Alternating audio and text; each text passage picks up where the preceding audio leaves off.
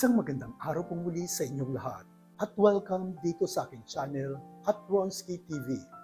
Muli po akong nagbabalik upang ihatid sa inyo ang huling kabanata ng ating kwento na pinamagatang Ang Driver na si Hector. Paalala, ang kwentong ito ay hindi angkop sa mga taong hindi bukas ang isipan, lalong-lalo na sa mga taong feeling conservative. Ang channel na ito ay for adults mindset only. Muling nagbabalik ang kwentong inyong sinusubaybayan at ang kwentong ito ay pinamagatang Ang Driver na si Hector, ang huling kabanata.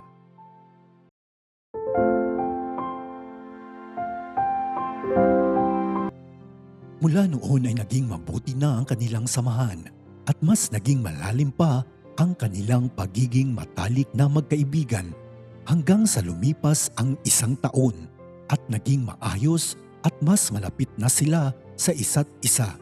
Isang araw, naisip ni Hector na sobrang malapit na sa kanyang puso si Carl at kahit wala itong sinasabi sa kanya, ngunit nararamdaman nito kung gaano siya kamahal ni Carl dahil sa pag-aalaga nito at kabutihang ipinakita sa kanya.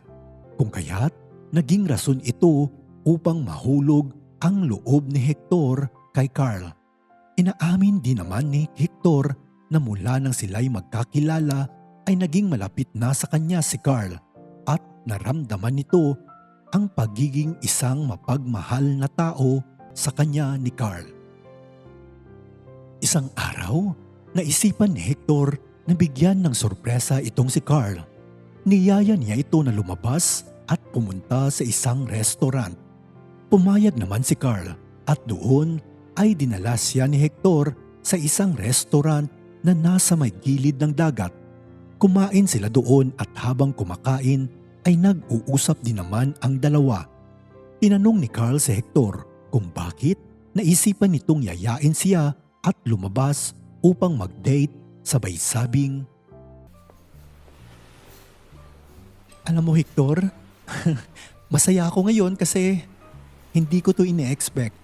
I mean, lumalabas naman tayo pero parang may kakaiba ngayong gabi eh." Alam mo Carl, alam ko naman na sobrang busy mo at alam kong kahit na busy ka ay binibigyan mo rin ako ng oras. Kaya sobrang ina-appreciate ko din yun at napamahal ka na sa akin. Nako Hector, ang drama mo. Tsaka syempre naman no, mawalan na ako ng time sa iba pero hindi pwede sa'yo kasi alam mo na. Alam mo na ano Carl, sabihin mo, naghihintay lang naman ako eh. Kumain ka na nga lang. Tsaka, ang sarap ng mga food dito, no? At ang perfect kasi nasa gilid ng dagat. Mabuti naman, Carl, at nagustuhan mo dito kasi gusto ko masaya ka lagi. Kaya dito kita dinala kasi alam ko na paborito mo rin ang dagat.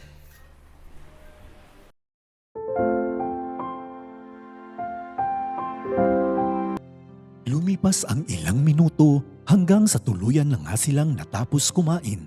Maya-maya pa at tumayo na nga sila at naglakad. Nang mga oras na yun, ang buong akala ni Carl ay uuwi na nga sila ni Hector. Subalit, nagulat ito nang biglang hawakan ni Hector ang kanyang kamay na para bang hindi ito nahihiya sa ibang taong kumakain doon sa restaurant. Hinila ni Hector ang kanyang kamay at dahan-dahang naglakad sa tabi ng dagat at doon ay wala pa ring kamalay-malay si Carl kung ano ang nasa isip ni Hector kaya sinabi nitong, "Hector, ayos ka lang ba? Bakit? Parang may kakaiba sa'yo eh. Pero salamat ha. Alam mo, sobrang saya ko ngayon kasi dinala mo ako dito. Ganun ba, Carl? Masaya din ako kasi sobrang napasaya kita. Titigan mo lang ang dagat, di ba? Malaya silang nakakagalaw. Na para bang walang pumipigil dito. Lumapit si Carl sa dagat at hinawakan ng tubig at pinakiramdaman ito. At habang nasa may dagat si Carl at si Hector naman ay nasa kanyang likuran, walang kamalay-malay itong si Carl na kumuha ng isang singsing si Hector at nakaluhod na sa kanyang likuran. Maya-maya pa at bigla nang humarap si Carl kay Hector at nagulat ito sa kanyang nakita at hindi halos makagalaw na para bang lumulutang sa mga sandaling iyon. At habang nakatitig ito kay Hector ay bigla namang may sinabi si Hector kay Carl na labis nitong ikinaligaya at hindi napansin ang mga luhang dumadaloy sa kanilang mga mata. At doon ay sinabi ni Hector na, Carl, alam ko kung gaano ako kaimportante sa buhay mo.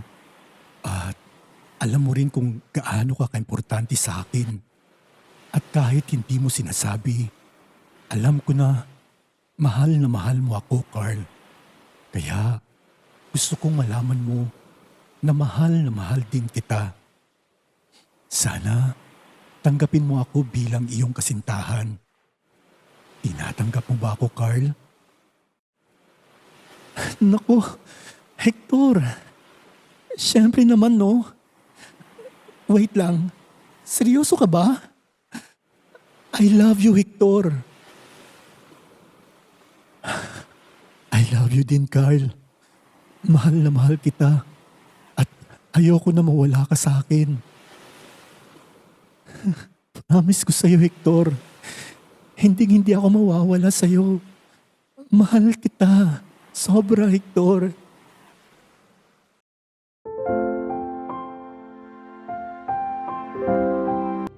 Nang mga oras na yon ay labis ang kanilang kasiyahan sa isa't isa. Dahil pagkalipas ng isang taon ay sa wakas ay tuluyan na nga nilang inamin ang kanilang parehong nararamdaman para sa isa't isa. Naging mas malalim na ang kanilang samahan dahil sa kanilang tunay na pagmamahalan at mas lalo pa silang mas naging matatag. Mula noon ay hindi na sila nagkahiwalay pa at malayang nagsasama.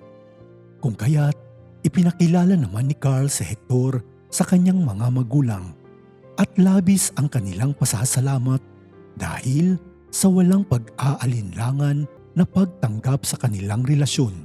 Kung kaya't naging komportable silang dalawa. Hindi naman din nagdalawang isip si Hector na ipakilala si Carl sa magulang nito at doon ay buong puso din silang tinanggap kung kaya't namuhay silang puno ng pagmamahal at malaya.